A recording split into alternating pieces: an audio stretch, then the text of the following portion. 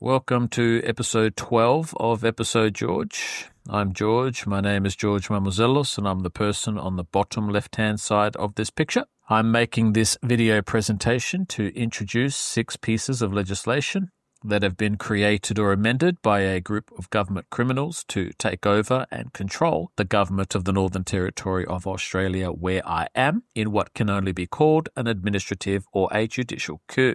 What I intend to do is to make a video presentation about each of these 6 pieces of legislation to explain how they have been used to effect this takeover. Today's video presentation is about the first piece of legislation, which is called the Police Administration Act 1978. Arguably, it is the most important one. The issue with the Police Administration Act 1978 in its present form is that it is being used by corrupt politicians to control the Northern Territory Police Force and to stop honest police officers from investigating any of the criminal things that they may do. The Police Administration Act 1978 is a good example of how each of these pieces of legislation have been written or amended, because each time you see the same pattern.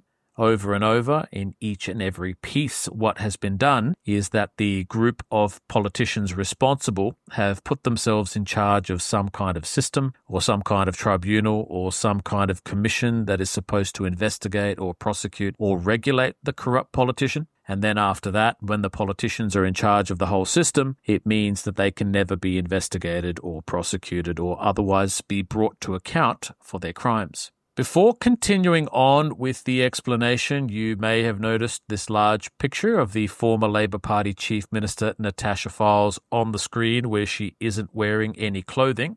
I should probably explain, since it actually has quite a bit to do with the Police Administration Act 1978. For those who are not from the Northern Territory, about 12 months ago, Natasha Fyles was the Chief Minister of the Northern Territory, which is the highest political office in the land. She was also the Attorney General, the Minister for Justice, the Minister for Health, and so on.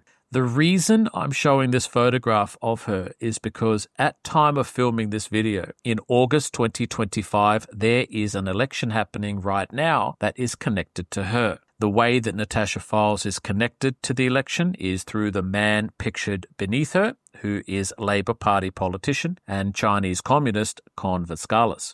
Kon Vatskalis is a candidate in the election that is happening right now, while Natasha Fyles is his former campaign manager, since they were both members of the Casuarina sub-branch of the Labor Party. And what has happened, for reasons I will not say in this video, is that the person who sold me this photograph of Natasha Fyles in her birthday suit is actually Kon Vatskalis, which he did in a roundabout way in conjunction with the Darwin City Council for the sum total of $10. What this means is that Kon Vatskalis and the Darwin City Council have actually violated the Privacy Act that was protecting the privacy of Natasha Fyles, which has created a legal problem for Darwin City Council. In addition to the legal problem, since the election happening right now is for the position of Lord Mayor of the Darwin City Council, it means that every person voting in the election has a right to know about the kinds of stupid things that Kon Vatskalis does whenever he has any kind of political power.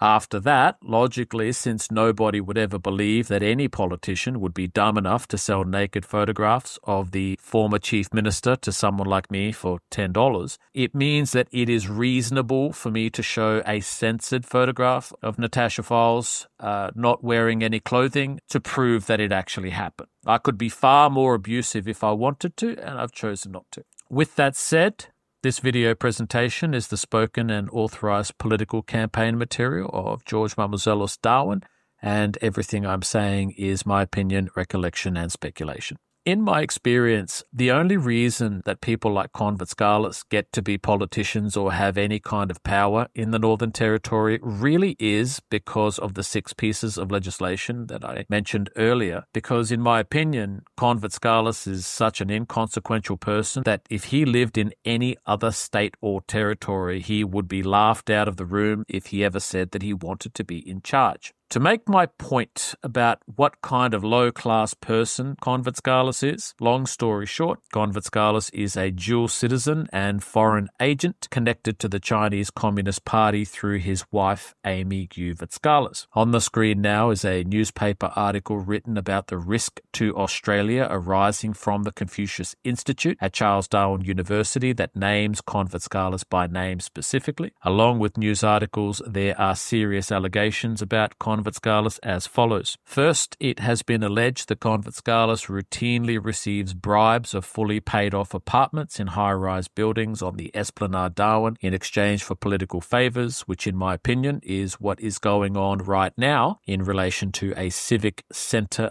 building that is under construction. Second, Kon Vatskalis has a reputation of being the Labour Party bagman who receives bribes on behalf of other Labour Party politicians that are paid into bank accounts located in the European Union before distributing those funds to other people in the network. Third, it has been alleged, credibly in my opinion, that Kon Vatskalis propositioned a young woman who was about 30 years younger than him working at Royal Darwin Hospital, whereby he offered her a government job or contract in exchange for a sexual relationship. After he made the offer to her, she allegedly recorded conversations that she had with him, made a report to the Human Resources Department, and was paid something like $100,000 by the Northern Territory government to cover the matter up, followed by signing a non-disclosure agreement. As for the company he keeps, on the screen now is a news article about Kon Vatskalis' current campaign manager, Kent Rowe, who was found guilty of raping his 8-year-old sister and imprisoned for several years before being released to manage Kon Vatskalis' present campaign. In my opinion, these 6 pieces of legislation that were created or amended by the group of government criminals to take over and control the Northern Territory government is the only reason that Kon Vatskalis can be a politician at all. And so now, back to the Police Administration Act 1978. Since explaining all of this legislation is complex and because I will face questions, I'm going to separate this presentation into 3 sections. In the first section, I will show 4 recent news articles which show a broad spectrum of problems that arise from the Police Administration Act 1978. In the second section, I will read out the relevant parts of the Police Administration Act 1978 to show exactly how it is used to control the Northern Territory Police Force. And then finally, in the third section, I will say how to fix the problem quite easily and give some closing remarks. And with that, on to the 4 media articles.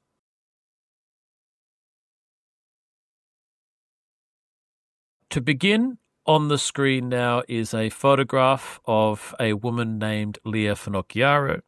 Leah Finocchiaro is the Chief Minister of the Northern Territory and the Police Minister for the Northern Territory, which is relevant because we're going to discuss the Police Administration Act 1978.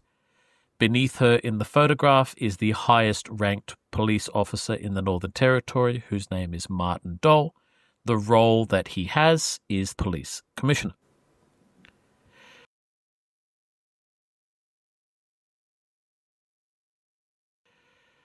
On the screen now is the first article that I'm going to show to discuss example problem number 1 that is arising from the Police Administration Act 1978, which is that Police Minister Leah Finocchiaro is protecting her thieving husband, Sam Burke, who stole $400,000 from the Darwin Waterfront Corporation. For those people who don't live in the Northern Territory, or for those who do and who don't know what is happening in this situation, long story short, Sam Burke is a politically connected person whose father was a chief minister, who was also married to a chief minister. And about 8 years ago, in 2016, he was given a politically connected type job. And by that I mean he was given a part-time job where he only had to turn up 3 days a week, and yet he was paid a very high salary of $240,000. But then, at some point in time, Sam Burke, who appears to be quite greedy, decided that he wasn't happy only receiving $240,000 per year and claimed that he was performing something he called higher duties, which then allowed him to claim a higher duties allowance from Darwin Waterfront Corporation, which amounted to a total of $400,000. Okay, so Sam Burke is being paid $240,000 per year plus $400,000 in total from the year 2016 until today. After that, in March or April of 2025 or so, a whistleblower from Darwin Waterfront revealed all of this information to the public, which then brought the higher duties under scrutiny. Specifically, members of the public and members of Parliament wanted to know what the higher duties actually were. People said that, well, if Sam Burke is doing more work so he can get more money, then he should at least be able to say what that extra work is. And if he is unable to say what the extra work is, it means that these higher duties that he's claiming are probably not real, which means that he's defrauding Darwin Waterfront Corporation. Okay, so that led to calls that Sam Burke be referred to Northern Territory Police. Unfortunately, though, his wife, Leah Finocchiaro, the Chief Minister, blocked the police investigation so that Sam Burke was not referred to Northern Territory Police, which she is only able to do because of the power she has under the Police Administration Act 1978. So that's the first problem, which shows the unfair benefit that political people get from the Police Administration Act and the unfair detriment normal people experience because it's normal people who have to pay more taxes and more rates and more fees and more charges so that $400,000 can be raised and given to Sam Burke.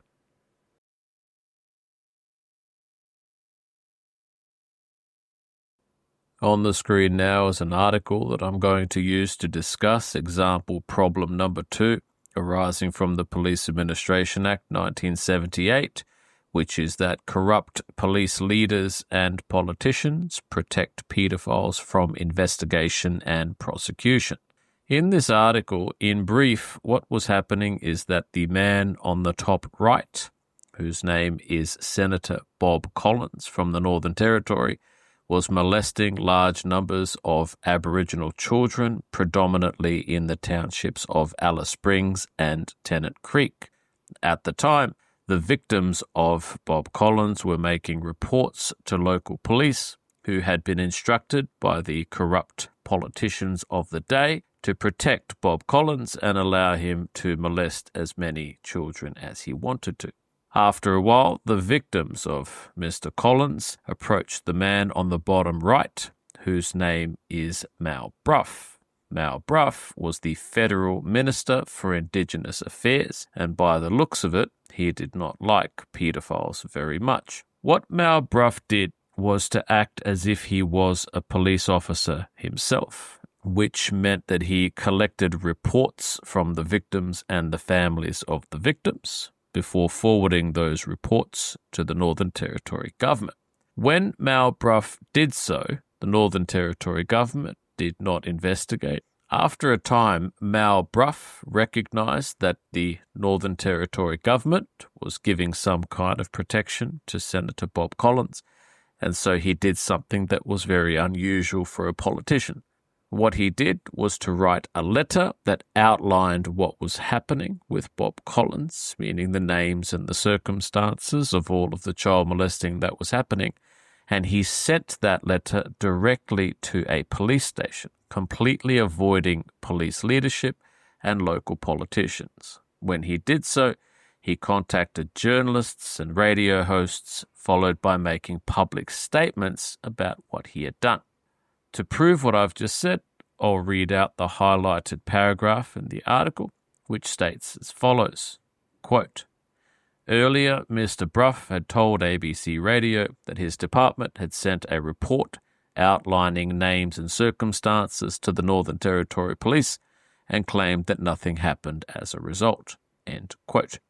When Mr. Brough made the public statements that he did, he created a public sensation and a lot of public scrutiny especially among other federal politicians who were disconnected from the Northern Territory government, and because of that scrutiny, the Northern Territory government was unable to protect Bob Collins from police investigation, followed by putting on a show of doing their jobs properly for once. On the screen now is the Wikipedia page about Bob Collins, which shows the outcome of an actual police investigation on a child molester who had received protection for a long time, which shows that the year after Bob Collins was actually investigated, he was charged with child sex offences, followed by killing himself so that he would avoid the consequences of his actions. None of this police protection would have been possible if it were not for the Police Administration Act 1978, because that is the piece of legislation that allows local political leaders and police leaders to provide the protection in the first place. The solution to the problem is therefore obvious. What should happen is that the Police Administration Act 1978, particularly sections 35 and 36, should be amended so that this kind of thing is no longer possible.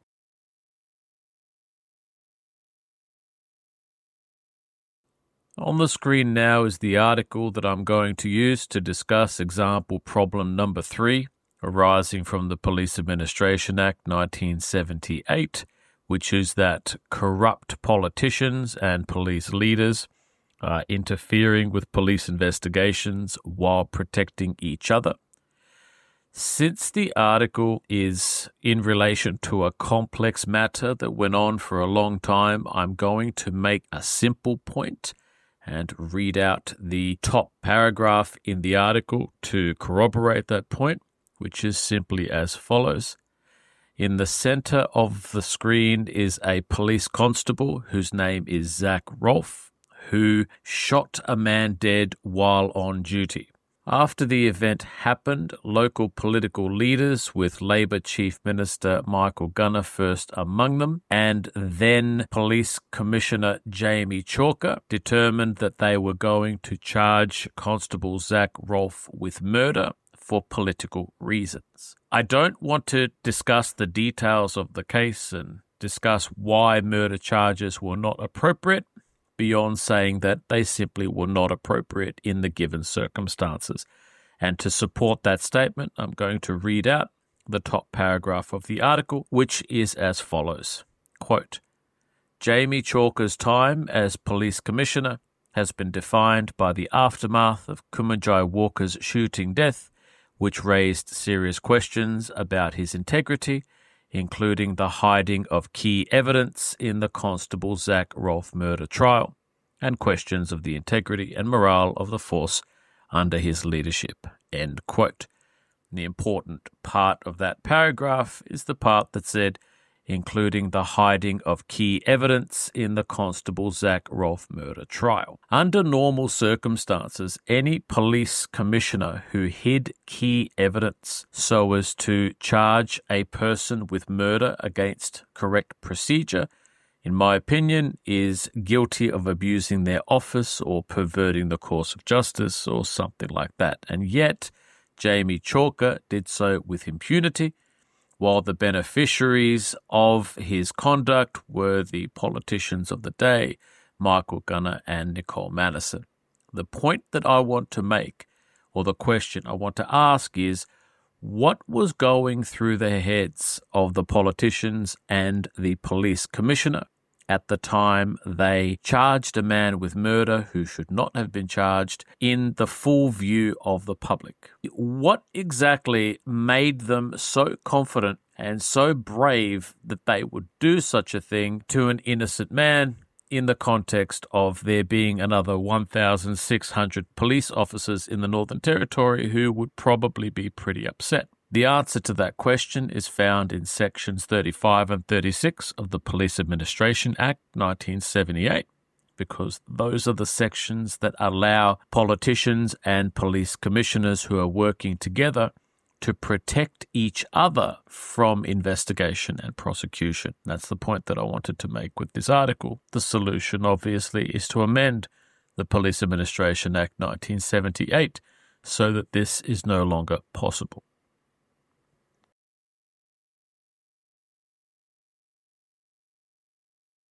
On the screen now is the fourth item that I'm going to show to discuss example problem number 4, arising from the Police Administration Act 1978, which is that it enables corrupt Supreme Court judges to falsify evidence, to remove facts from court records, and help to rig lawsuits.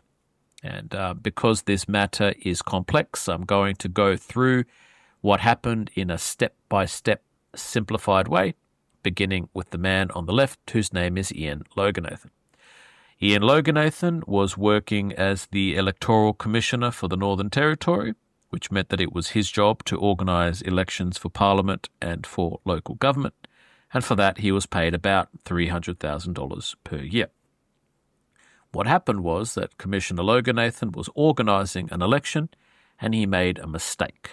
The mistake was a very bad one that should have led to him losing his job as Electoral Commissioner and losing his salary of about $300,000 as well. And without going into details, the mistake that he made had to do with eligibility criteria. Separately, in the same election that Commissioner Loganathan had already compromised to do with eligibility criteria, the man on the screen in the flower necklace, whose name is Kon Vatskalis from the Labour Party, entered the election as a candidate, and separate to Commissioner Loganathan, Kon Vatskalis began committing actions that were also illegal. And again, I'm not going to say exactly what those actions were, beyond saying that Kon Vatskalis committed campaign material violations that were so bad that he should have been kicked out of the whole election. Okay? So at this point, we have two separate people who have each independently done things that would cost them either their job or their position after the election. When I saw what had happened, I made a filing to Commissioner Loganathan saying that the election had been rigged, because I knew that Electoral Commissioner Loganathan would have to give the complaint that I'd made to another person in the Electoral Commission, or he'd have to give it to the Chief Minister. But instead, Commissioner Loganathan kept my filing secret and dismissed it out of hand by himself.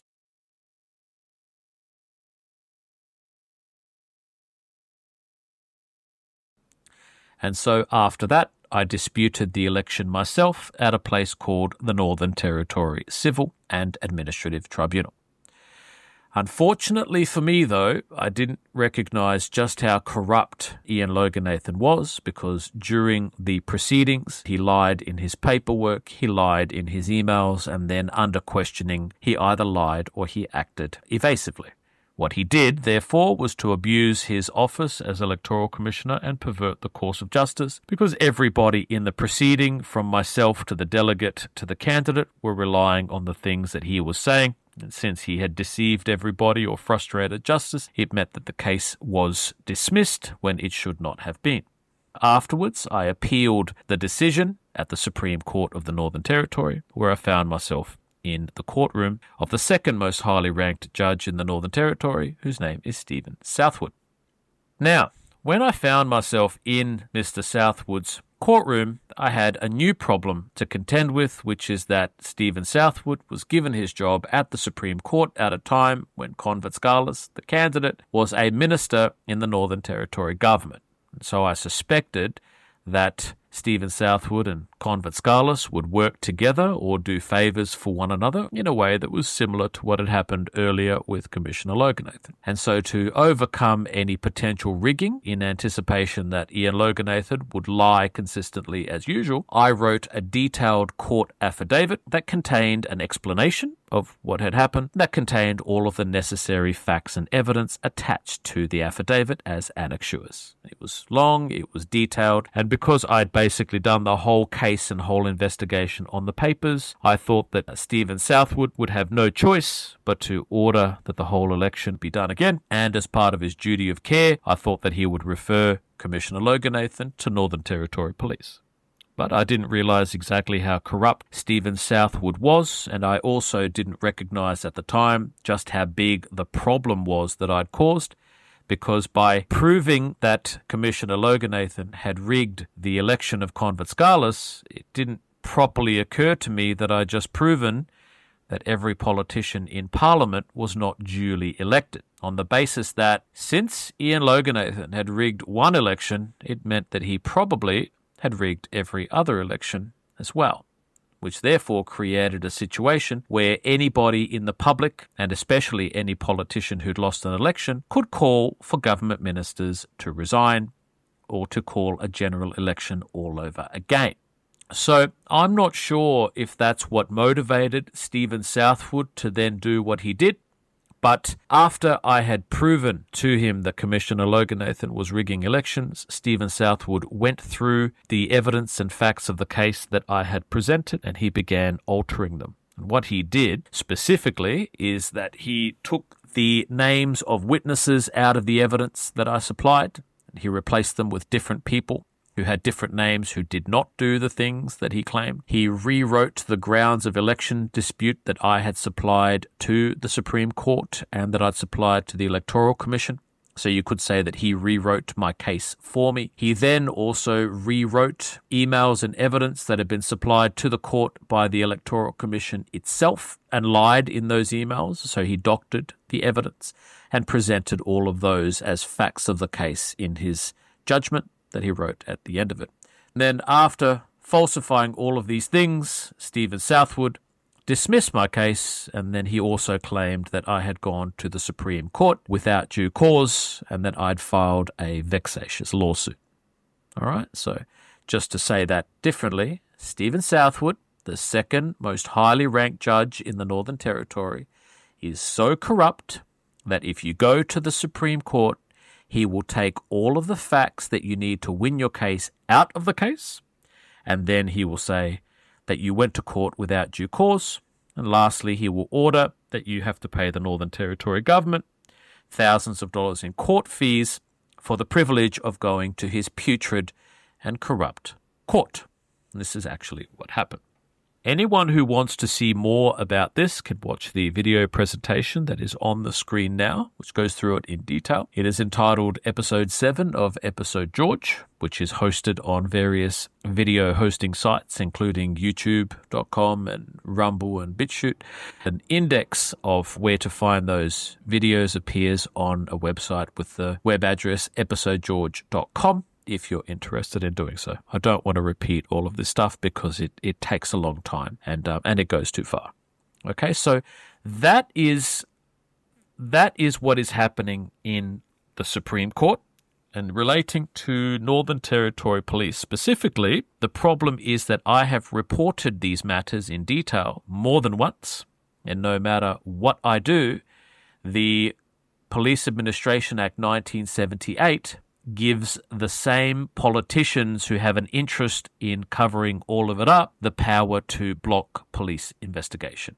That is exactly what is happening. So with that, I'm going to move on to showing everybody what the Police Administration Act 1978 is. I'm going to go through the relevant sections 35 and 36, which are causing the problem by creating something called the Police Arbitral Tribunal. And then lastly, I'm going to say how to fix the situation and amend the legislation very simply, which can be done in a matter of days or weeks, believe it or not.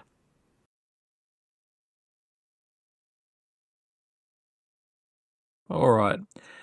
Now that the 4 media articles are finished, on the screen now is a simple diagram that I made showing how the Northern Territory police system is set up because of the Police Administration Act 1978. In the diagram, you should recognise the Police Minister Leah Finocchiaro at the top of the pyramid next to her thieving husband Sam Burke, who stole $400,000 from Darwin Waterfront Corporation, and at the bottom, you should recognise Zach Rolfe, the ordinary police officer who was charged with murder and had his own police commissioner, Jamie Chalker, hide key evidence about him.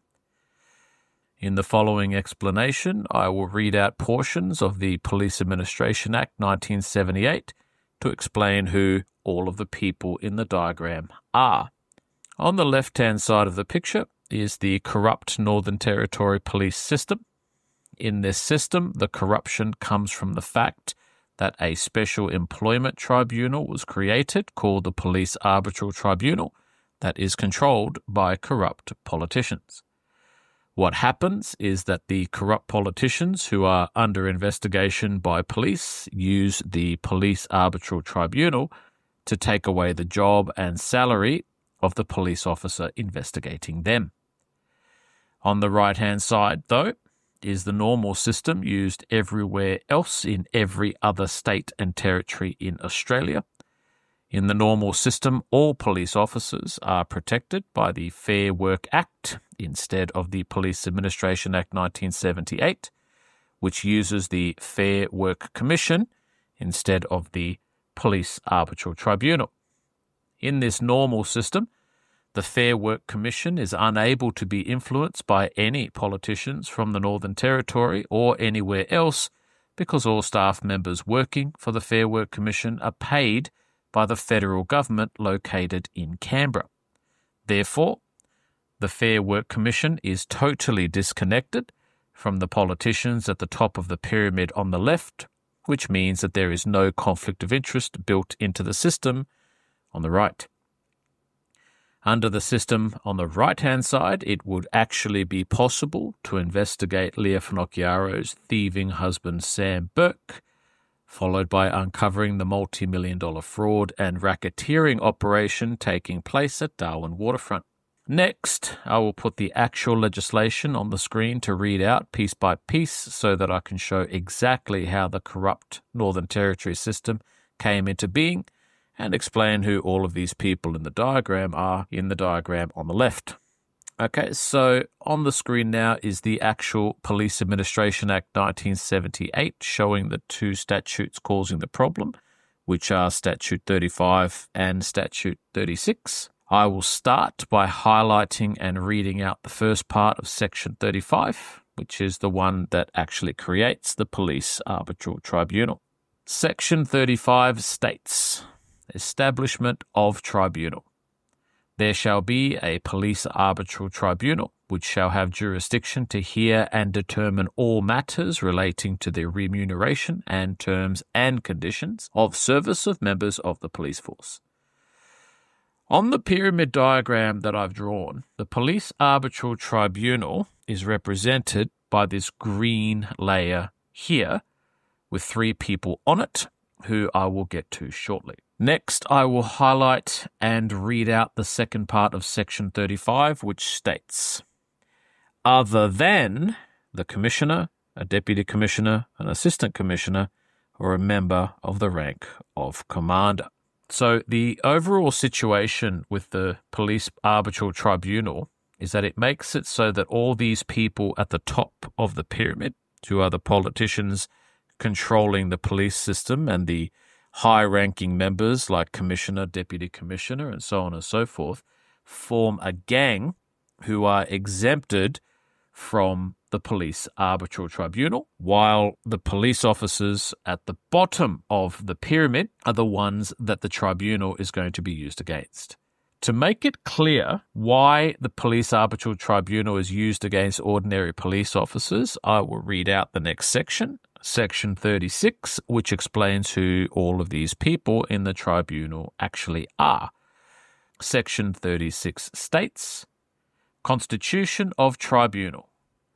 36.1.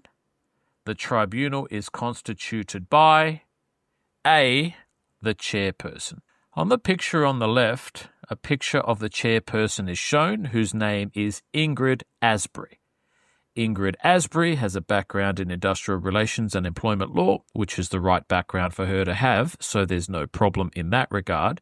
However, the problem with Ingrid Asbury comes from the fact that she is given her job as chairperson and the $100,000 per year salary or so, I have been informed, by the Northern Territory government that is headed by Chief Minister and Police Minister Leah Finocchiaro. And since the chairperson only has to work for a few days per year, because $100,000 is a lot of money for anyone to get for going to a few meetings per year, it means that there's a potential conflict of interest in the sense that Ingrid Asbury is probably willing to do Leah Finocchiaro a few favours from time to time in exchange for renewing her contract, which might include making sure that no police officer like Zach Rolfe at the bottom of the pyramid ever investigates her thieving husband Sam Burke, who stole $400,000 from Darwin Waterfront Corporation. As a reminder, the right-hand side of the diagram is the normal system used everywhere else in Australia, in which there is a Fair Work Commission that is staffed by federal employees who have no connection at all to the politicians at the top of the pyramid. Next, Section 36 states, quote, 36(1), the tribunal is constituted by B, the minister's nominee. Therefore, the way this works is that Leah Finocchiaro can choose one of her friends or loyal members of the Country Liberal Party to be her nominee on the Police Arbitral Tribunal, which is why I have a photograph of her there, again in exchange for $100,000 per year or something like that for going to a couple of meetings, who then have the power to attack any normal police officer at the bottom of the pyramid like Zach Rolfe if they ever investigated her thieving husband Sam Burke, who stole $400,000 from Darwin Waterfront Corporation. Again, as a reminder, on the right-hand side of the diagram is the Fair Work Commission system, in which none of the staff working there are connected to any politicians working in the Northern Territory at all. Last, Section 36 states, quote, 36(1), the tribunal is constituted by 36C, the Police Association's nominee. For those who don't know, the Police Association is the police union of the Northern Territory, but there is something wrong with it. An example of what is wrong with the police union is shown by the fact that when Zach Rolfe was charged with a murder he did not commit, and when key evidence was hidden in the case by then Police Commissioner Jamie Chalker, the Police Association did not organise a single strike or a single protest or anything that actually helped Zach Rolfe. The reason for that will become clear in a second. In the picture that I've made, I've included a photograph of the president of the Police Association, whose name is Nathan Finn.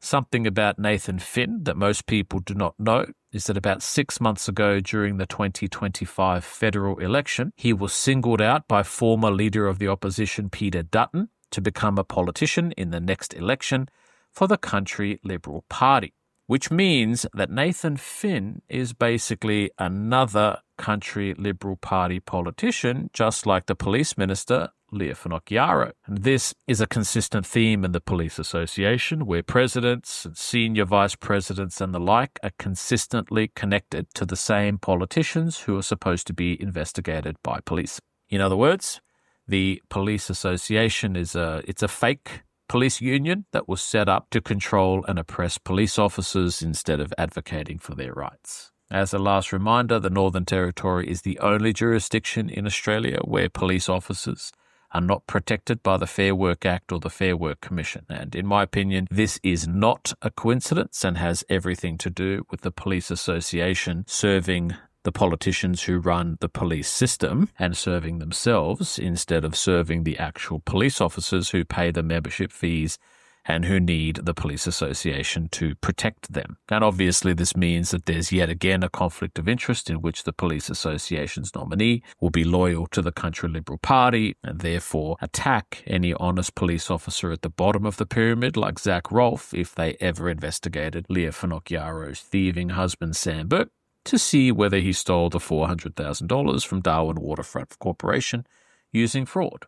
As a bit of extra information, on the screen now is a screen capture showing that the Country Liberal Party federal candidate for the 2025 federal election for the seat of Solomon is a woman named Lisa Bayliss, who worked for the Police Association as the senior vice president. Also on the screen is another picture of Lisa Bayliss in a campaign poster featuring her next to the police minister Leah Finocchiaro.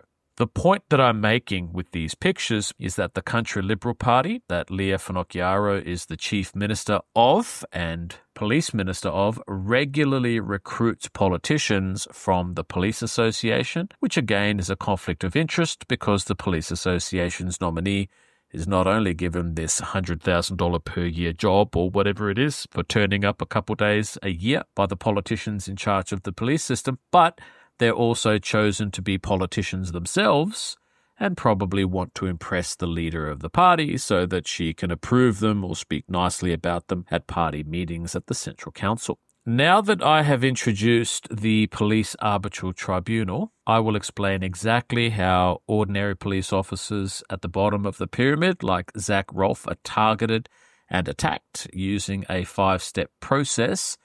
But first, I want to remind the audience who all of these people at the top of the pyramid are, where they're sitting next to Police Minister Leah Finocchiaro using the 4 articles I spoke about earlier in this episode, because these are the kinds of people who receive police protection using the 5-step process. And for the record, I want to cut this episode in half, and so I need to remind everybody what's going on.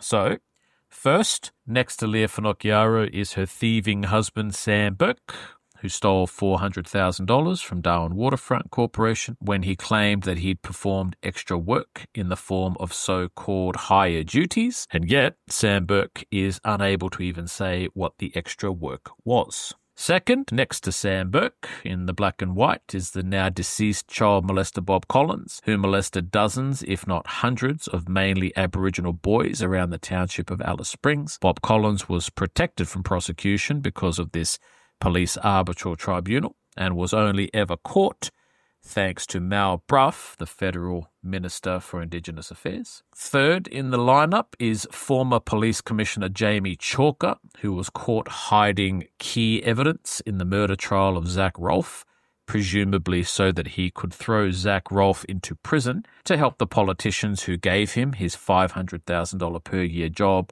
as police commissioner in the first place, so that these politicians could get more votes, particularly from Aboriginal people.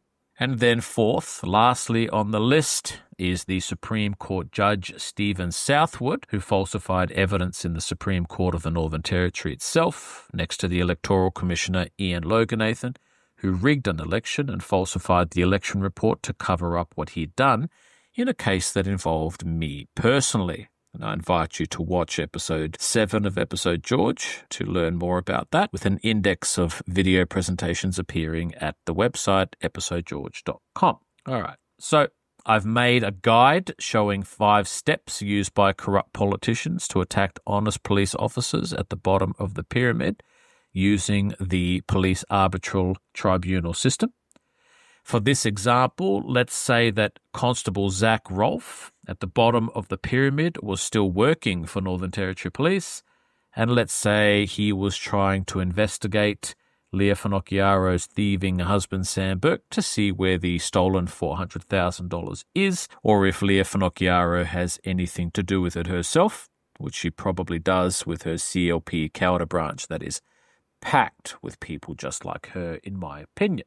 To protect Sam Burke, the way this all goes in step 1 is that the corrupt politician, Leah Finocchiaro, tells the corrupt police commissioner, Martin Dole, to make an allegation that the honest police officer, Zach Rolfe, breached police discipline according to Section 79 of the Police Administration Act 1978. This is Section 79 and 80, which I'll speak about.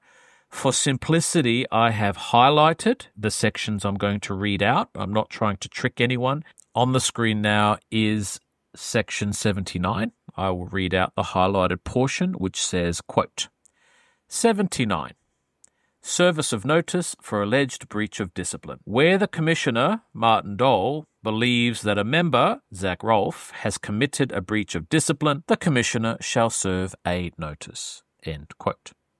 In this section, please notice that there's no need for any proof at all, because the legislation says that the Commissioner can serve the notice simply based on a belief without any evidence at all. And as a reminder, on the screen now is example article number 3, which shows a former Police Commissioner, Jamie Chalker, hiding key evidence against Zach Rolfe in a murder trial, which shows just how dangerous and malignant police commissioners in the Northern Territory really are. The reason that I'm reminding everybody of this is because, using basic logic, if police commissioners are so corrupt that they're willing to hide key evidence to frame an innocent police officer for murder, it means that they will 100% lie and say that they believe that an officer breached police discipline under Section 79, especially if it means protecting Leah Finocchiaro's thieving husband Sam Burke, so that he doesn't go to jail for stealing $400,000 from Darwin Waterfront Corporation, because every single one of these police commissioners probably wanted their contract to be renewed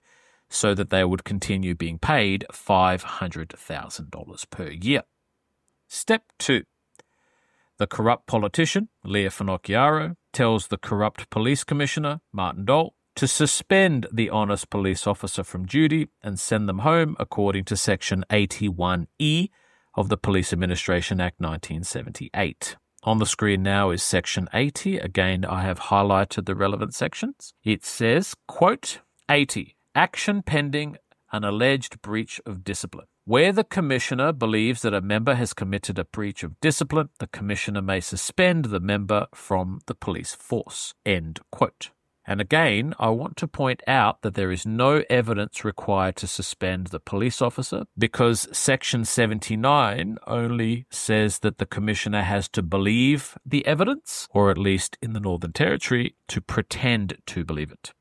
Step 3, the corrupt politician, Leah Finocchiaro, tells the corrupt police commissioner, Martin Dole, not to pay a salary during the suspension according to Section 84G of the Police Administration Act. On the screen now is Section 84G. I will read out the highlighted portion which says, quote, 84G, payment of salary during suspension. A member who is suspended under Section 80 shall, unless the Commissioner otherwise directs, be paid salary during the period of suspension. End quote. So in this section, the important words are the ones that say, unless the Commissioner otherwise directs, because that's what gives the corrupt police commissioner the power to take away a police officer's job and take away their salary without any evidence or proof at all, because Section 79 and then Section 80 give the commissioner the power to just believe something in their mind, followed by giving a notice and suspending them in the first place without any evidence or proof at all. As a reminder, it is not possible to do any of this business anywhere else in Australia, because in every other state and territory, the police force are protected by the Fair Work Act and the Fair Work Commission that guarantees that they are paid their salary until the investigation or the legal proceedings into them, that were for fake anyway, are finished. And I'm sorry to repeat myself so much about this Fair Work Commission thing, but I have to, otherwise people lose their focus. Step 4. The corrupt politician, Leah Finocchiaro, tells the corrupt police commissioner, Martin Dole, to have a really big laugh because according to Section 82, the decision of the police commissioner cannot be challenged in court. This bit is important. On the screen now is Section 80 down the bottom 2. I'll read out the highlighted portion which says, quote, 82. A decision of the commissioner is final and not capable of being reviewed in a court. This point here is very important because this section means that the honest police officer Zach Rolfe, who's being targeted, can't go to court to tell a judge what's going on or what is being done to him by his own commissioners, which means that the only place left for the police officer to go and argue his case is this police arbitral tribunal thing. Okay, so that's where the scam is. All roads lead to the police arbitral tribunal.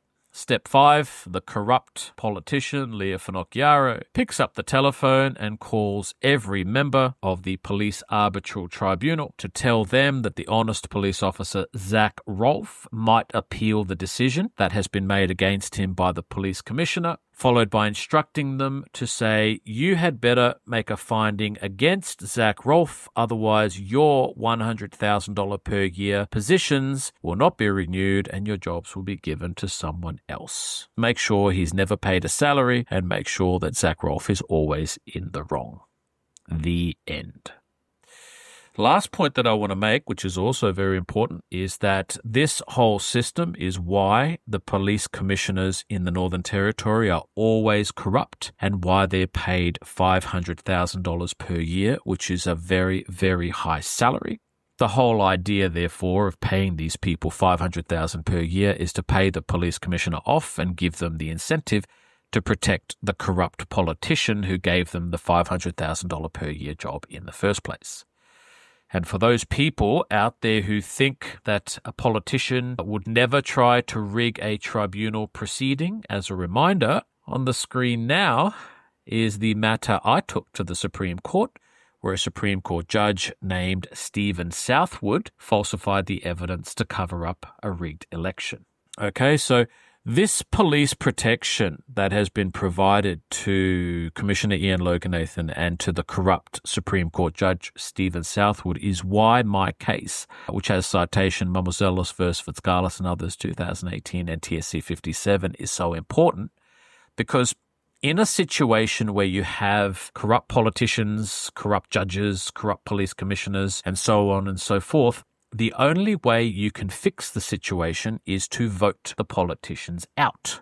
But if the Electoral Commissioner is rigging the elections as well, which my case proved, it means that you cannot get rid of any of these corrupt people at all who have taken over the Northern Territory of Australia.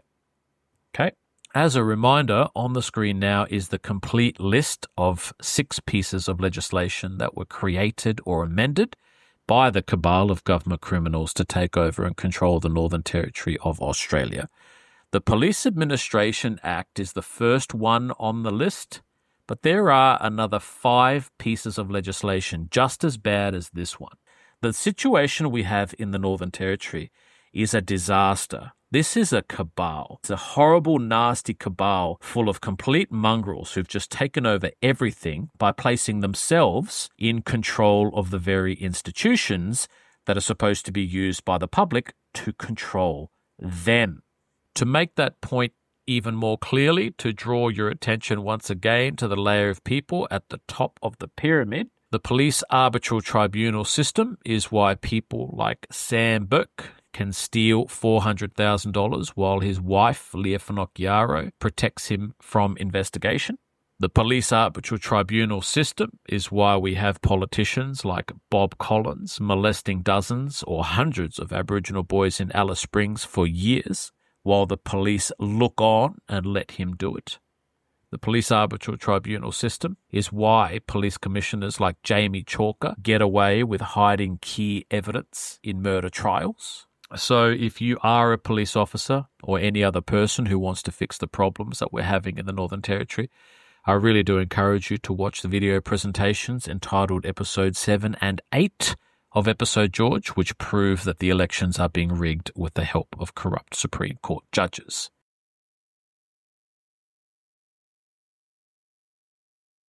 All right, finally, now that I've shown where the problem in the Police Administration Act 1978 is, I'm going to say how to fix it.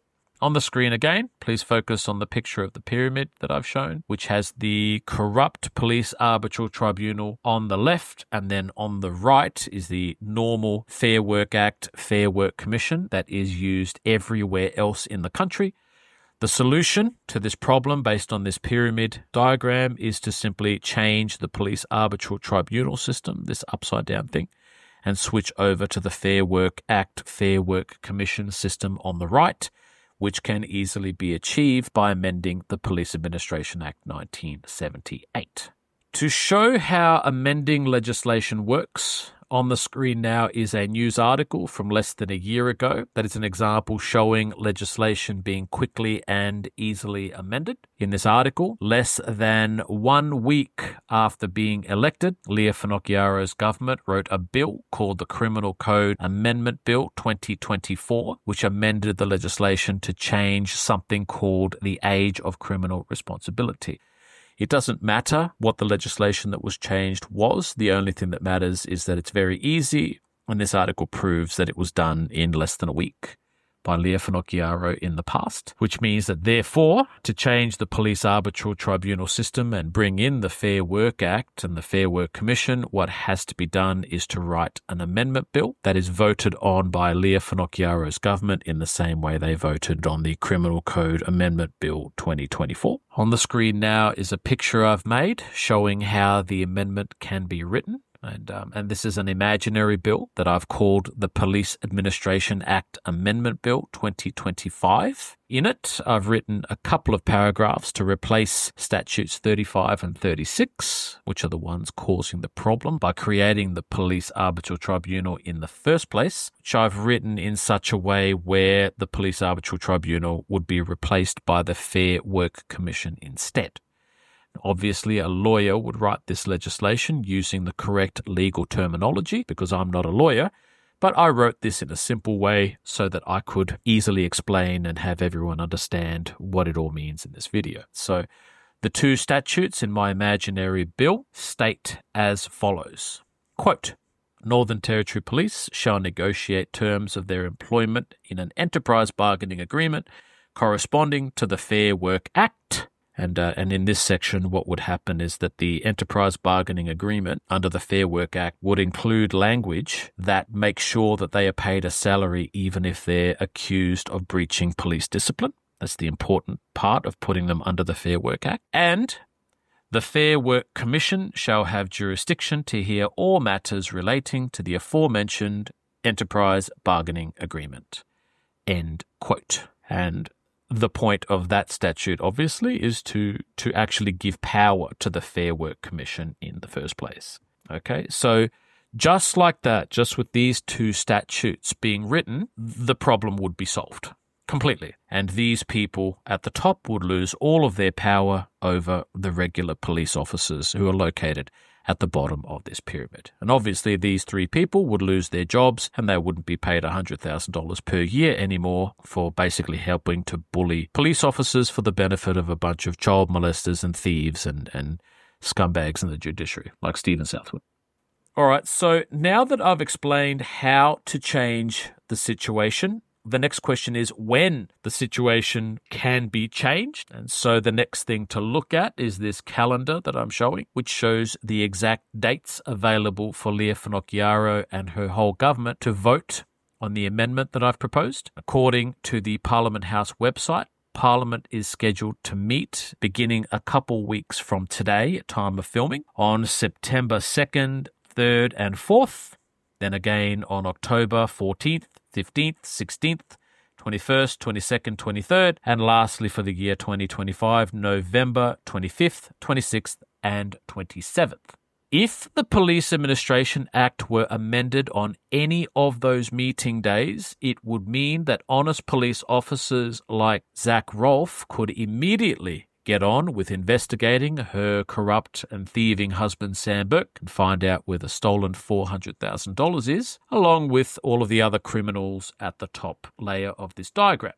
The problem with what I have just proposed is that Leah Finocchiaro has a conflict of interest and probably does not want her husband to go to jail or to give back the $400,000 at least, which means that she probably doesn't want to amend the Police Administration Act 1978, which in turn means that we might have to force her using protests, petitions, police strikes, industrial actions, and other things of that kind that are normally done by unions like the Police Association, with the problem being that the Police Association cannot be trusted to do it because Nathan Finn has been earmarked to be a country Liberal Party politician. And because of that problem, I'm going to continue on and actually say how I personally would pressure Leah Finocchiaro and her entire government to pass the amendment that I have proposed. And so I've written the heading at the top, example strategy, how to force Leah Finocchiaro to amend the Police Administration Act 1978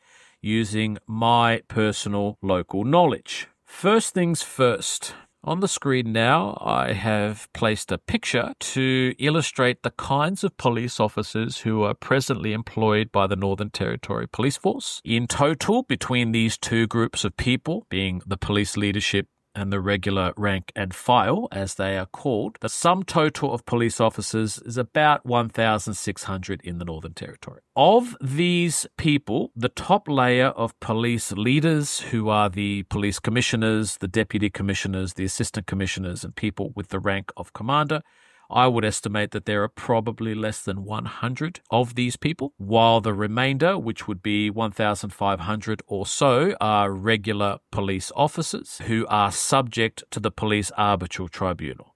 These are the people who are being bullied and oppressed by the horrible system as it stands, which means that these people are the ones who have something to gain by following the idea of what I'm putting forward so that they can amend the system to benefit themselves. What I would do in this imaginary example is to tell all of these police officers that the police minister, Leah Finocchiaro, is extremely vulnerable at the moment because her husband, Sam Burke, is a thief who stole $400,000 from Darwin Waterfront Corporation.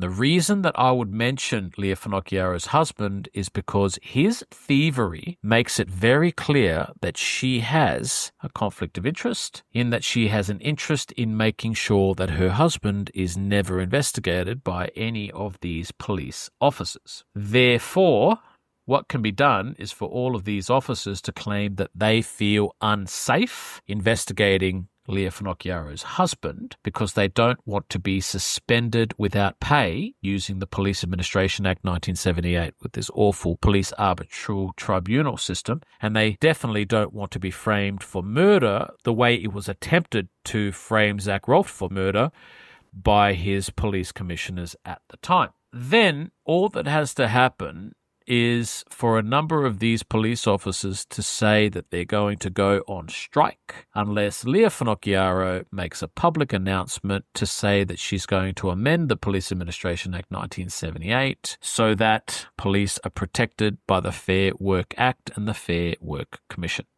Now, the reason I'm pretty sure this tactic would work is because Leah Finocchiaro only has a single mandate from the Northern Territory public, which is to restore law and order. Therefore, if she is seen to lose control of the police force on the basis that she wants to protect her thieving husband, Sam Burke, it means that the public will lose their minds and I don't know, maybe they'd demonstrate, maybe they'd attack her on the street, maybe they would approach other country Liberal Party politicians. I'm not sure, but I know that she's in a very, very bad political spot, which means that Leah Finocchiaro would be on the horns of a dilemma.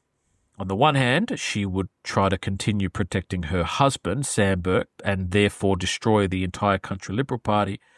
But on the other hand, if she gives in to the demands of regular police officers, it means that her husband, Sam Burke, is vulnerable to investigation, which will affect her negatively as well. All of that said, since I've personally never organised an industrial action, and Northern Territory Police obviously haven't organised an industrial action thanks to the Police Association, what I would do is I would contact the following people to make all of this happen.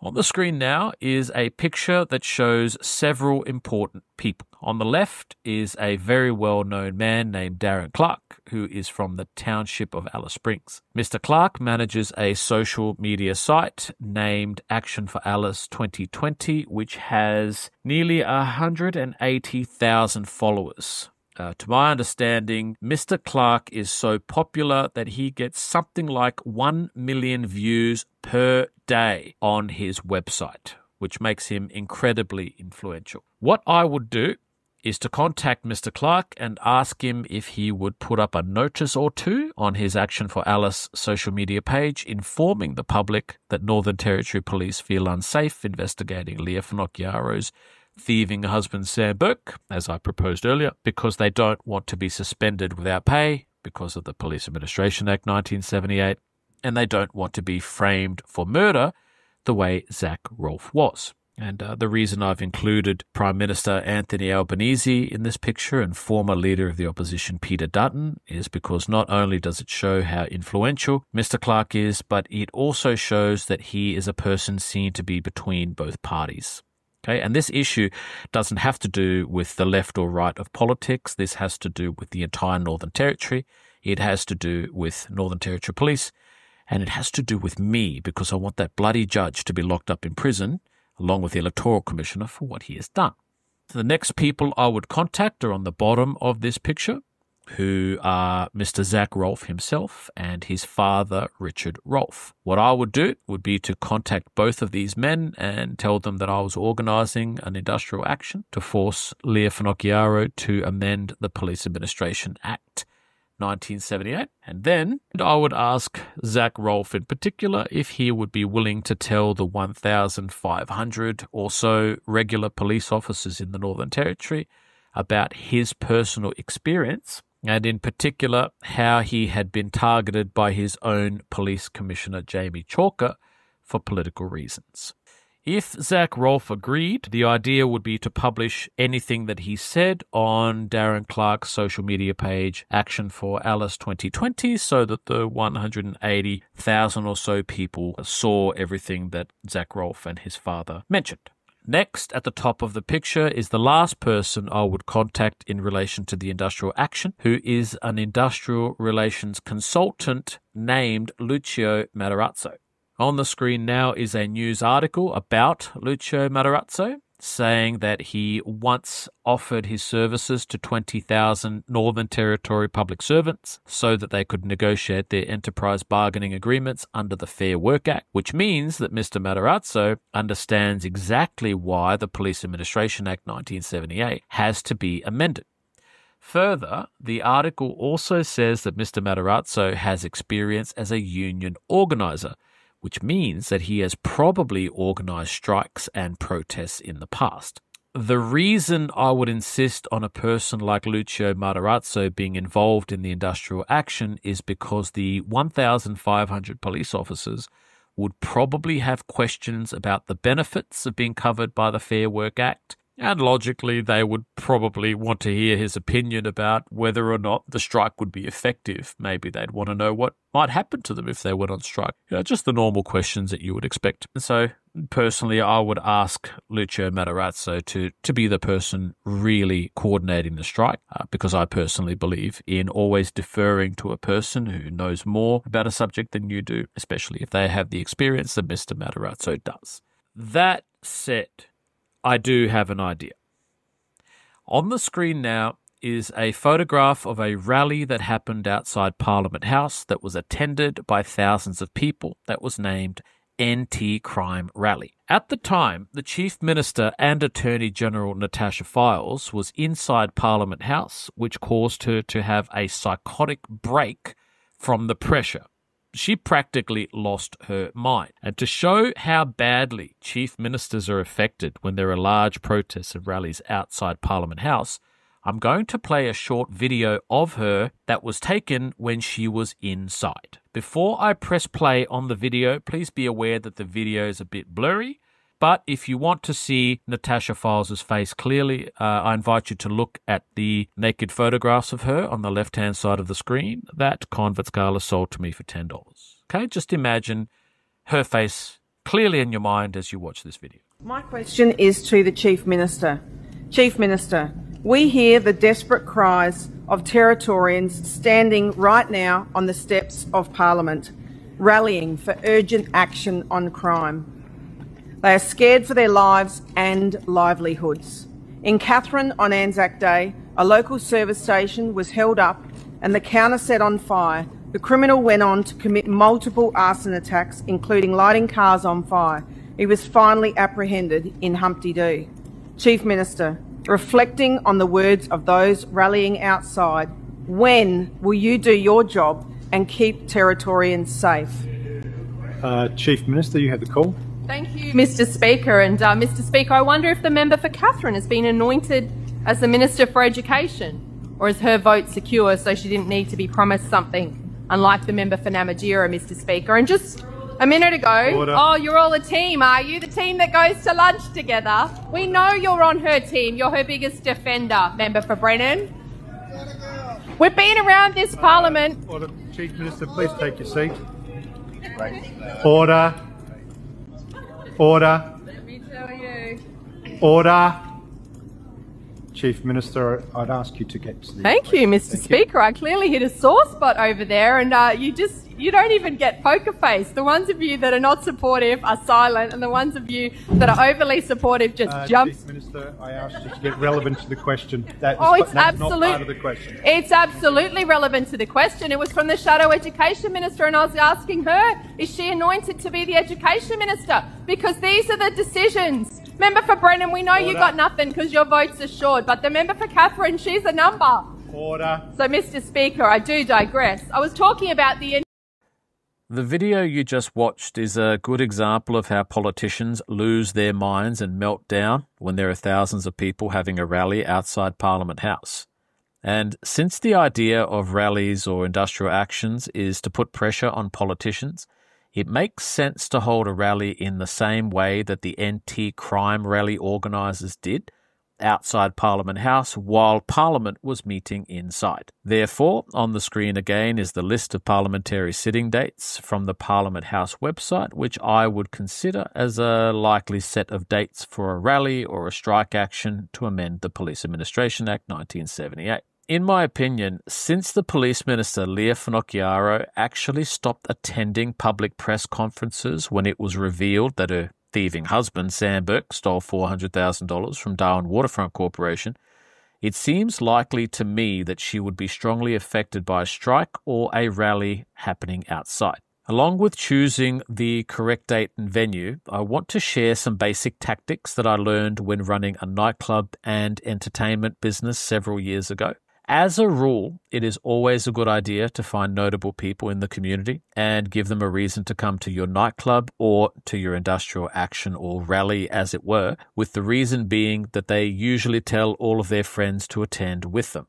And so the kinds of people I would seek out to do that are as follows. First on the screen is a man named Daniel Tapp. Daniel Tapp is a popular and well-regarded water safety advocate and cattleman who is connected to thousands of agriculturalists, environmentalists, and Aboriginal people. In my experience, those kinds of people are very difficult to reach or persuade unless someone they trust, like Daniel Tapp, tells them that you are a trustworthy person or that he personally agrees with whatever it is that you're doing. What I would do is to contact Daniel Tapp and have a conversation with him about the 6 pieces of legislation that I've identified that have been written or amended by this group of criminals to basically execute a coup on the Northern Territory, and mention that Lucio Matarazzo was organising an industrial action regarding the first piece of legislation, which is the Police Administration Act 1978. I would also mention that this is an ongoing initiative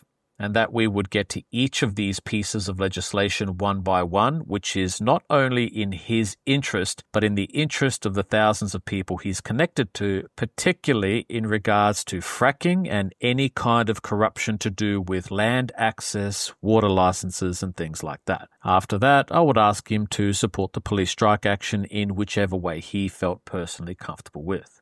Second on the screen is a woman named Susie Milgate. Susie Milgate attracted national attention when she smooshed a cream pie into the face of then Health Minister Natasha Fyles. Since you can't see Natasha Fyles' face on the screen because it's covered by the cream pie, you are invited to look at her face in the picture on the left-hand side of the screen where she doesn't have a cream pie on her face. And she's not wearing any clothes either, once again thanks to Kon Vatskalis and $10 well spent by George Mamouzelos. Anyway, after the cream pie incident, Natasha Fyles' government responded by cancelling Susie Milgate's real estate licence and then took her to court for renting out her own house, claiming that she was illegally operating as a real estate agent, which in my opinion is nothing but political retribution. What I would do in relation to the strike action is to call Susie Milgate and, as with Daniel Tapp, have a conversation with her about the 6 pieces of legislation I've identified that have been used to take over the Northern Territory government. In the conversation, I would say that the public servants who were persecuting her through the licensing board were doing so with impunity because the police had been hijacked by sections 35 and 36 of the Police Administration Act 1978. Then I would mention that Lucio Matarazzo was organising a strike action regarding the first piece of legislation outside Parliament House and then ask for her support. Third on the screen is a woman named Janie Davies. Janie Davies is a local independent politician who recently contested the 2025 Solomon election, who is well known in the city of Darwin because she's published about corruption at Darwin Waterfront Corporation for a long time, which, as a reminder, is the same Darwin Waterfront Corporation that Leah Finocchiaro's thieving husband Sam Burke stole $400,000 from. What I would do is to call Janie Davies and, as with Daniel Tapp and Susie Milgate, mention that Lucio Matarazzo was organising an industrial action to help the police free themselves from Leah Finocchiaro's control. In the conversation, I would mention that all of the persecution she personally suffered from was partly due to Northern Territory police being hijacked by police ministers like Leah Finocchiaro, and ask if she perhaps wanted to give a speech about corruption at Darwin Waterfront on the steps of Parliament House or something like that. Fourth and last on the screen is yet another politician named Amy Un, who is a local celebrity in the city of Darwin who is connected to many thousands of people. Amy Un has actually been featured in documentaries made by Al Jazeera, which should give you an idea of how well known she is. Amy Un is actually a candidate in the election against Kon Vatskalis to be Lord Mayor of Darwin City Council, which means that she probably has a few things to say about Kon Vatskalis and Darwin City Council together, selling me these naked photographs of Natasha Fyles, which is always good. And in addition to that, since Amy Un has been bullied by Kon Vatskalis for at least a couple of years, I'm sure that she would lend her support to a protest outside Parliament House. In my opinion, there is no way that a weak politician like Leah Finocchiaro could withstand a combined police strike and rally that was supported by Darren Clark, Zach Rolfe, Richard Rolfe, Daniel Tapp, Susie Milgate, Janie Davies, Amy Un, and other suitable people I haven't mentioned, that was being organised by a former union organiser and industrial relations consultant like Lucio Matarazzo. Which means, logically, that the Police Administration Act 1978 would be amended so that the first domino out of 6 would fall on the way to amending each of the other 5 pieces of legislation I've identified that are causing all of these problems. Okay, and so with those tactics out of the way, it's time to actually conclude this video. As soon as this video is published on the internet, I am going to be defamed as usual. And what that means is that I am forced to defend myself as much as I can by showing everyone how the defamation works when it is perpetrated by people inside the Northern Territory government. This should actually be instructive to quite a few people. On the screen now is the parchment I received when I finished my studies in pharmacy at the University of South Australia. I don't want to big note myself or anything like that, but I really am one of those people who gets academic scholarships for excellence and things like that because I study hard. Also on the screen, alongside the bachelor's degree, is a news article that was written about me when I was contesting an election, which claimed that I had pretended to be a pharmacist when I did not. For those interested, what was going on is that I had protested about an untested swine flu vaccine in the year 2009, which is 16 years ago, and was attacked by the local licensing board, who said that because I had not registered with them, it meant that I wasn't allowed to use the word pharmacist. A short time after I made my protest, the vaccine schedule for children under age 5 was suspended Australia-wide because so many children were being hospitalised or dying because the vaccine had caused serious side effects. During the COVID pandemic that broke out in 2020, many other health professionals had the same experience I did and were persecuted by their own licensing boards. I fully expect that exactly this kind of defamation will happen again, where the people in charge of the Northern Territory government are going to make something up to make me look silly or discredit me somehow. Next on the screen is one of the official documents that I took to court when I disputed the election, in which I mentioned the eligibility criteria matter connected to Electoral Commissioner Ian Loganathan in ground number 6, which is at the bottom. Since the document is in my handwriting, I'll type it out and put it on the screen on the left so that everyone can read ground number 6, so that they can see exactly what was hidden and then falsified by both Electoral Commissioner Ian Loganathan and later Supreme Court Justice Stephen Southwood. As a reminder, this is the information that Commissioner Loganathan hid from the Chief Minister before the election even finished, because he knew that if anyone found out what he had done, it would cause him to lose his $300,000 per year job.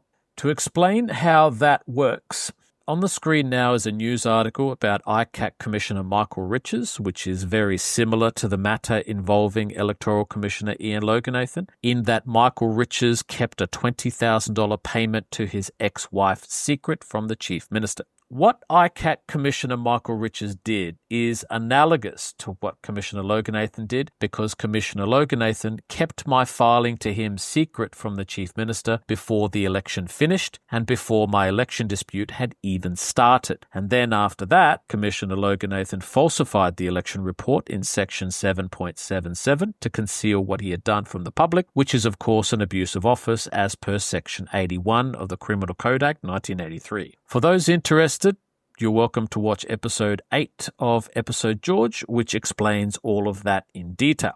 Now that I've established that, next on the screen is an email sent by Electoral Commissioner Ian Loganathan to an NT News journalist who had questioned him about the election dispute, in which he lied to the journalist from his official email account, which for the record is an abuse of office under Section 81 of the Criminal Code.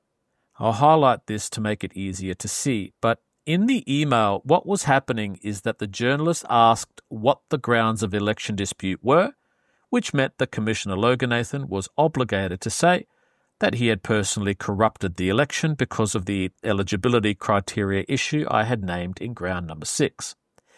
Instead, Commissioner Loganathan lied and said that the election dispute was solely about misleading campaign material, which of course meant that he defrauded the entire public that had a right to know what he had done and probably committed the crime of obtaining benefit by deception, in my opinion, along with his abuse of office.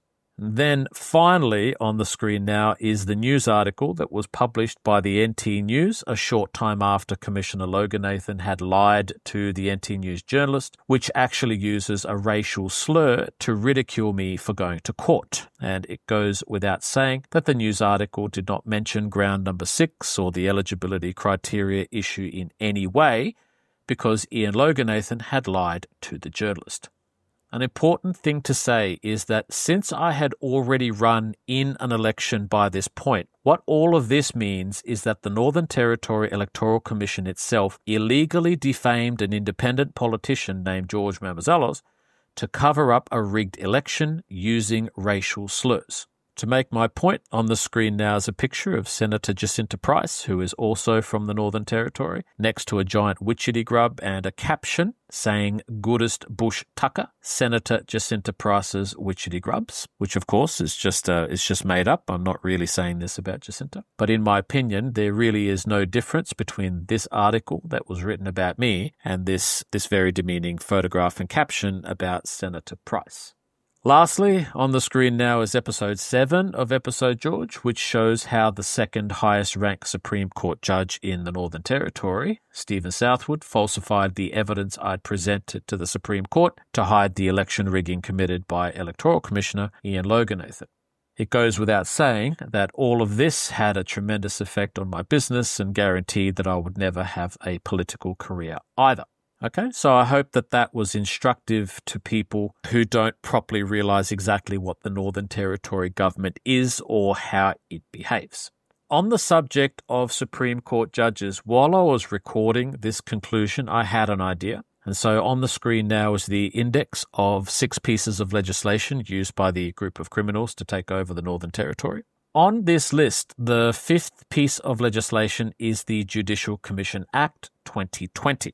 On the screen now, on the left is a man named Michael Grant. Michael Grant is the Chief Justice of the Supreme Court of the Northern Territory, which means that he is both a member of the panel on the Judicial Commission that was created by the Judicial Commission Act, and it means that he is the only Supreme Court judge who has a higher rank than Stephen Southwood.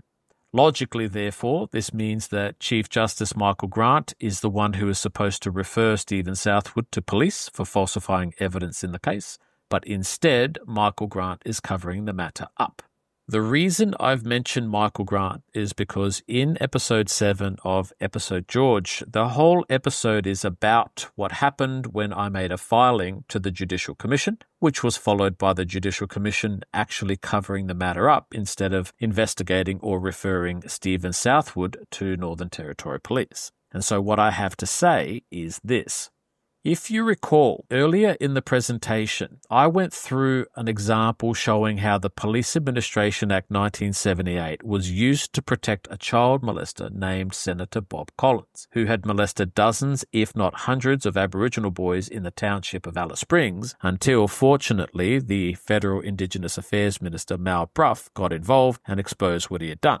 The reason I've mentioned Chief Justice Michael Grant is because his father, Arthur, aka Sauce Grant, was the Assistant Police Commissioner for many of the years that Bob Collins was molesting those Aboriginal boys. And yet now here we are with Arthur Sauce Grant's son, Michael Grant, working as the Chief Justice of the Supreme Court when evidence is being falsified in high-profile cases like mine, which, for the record, has citation Mamuzelos v. Vatskalis and others, 2018, NTSC 57. Then, on top of that, something else to say is that another connection to all of this corruption going on is that Chief Justice Michael Grant was given his first major government job as Director of Litigation in the Department of the Attorney General by the Attorney General Dennis Burke, who is Police Minister Leah Finocchiaro's father-in-law and who is the father of her thieving husband Sam Burke, who stole $400,000 from Darwin Waterfront Corporation.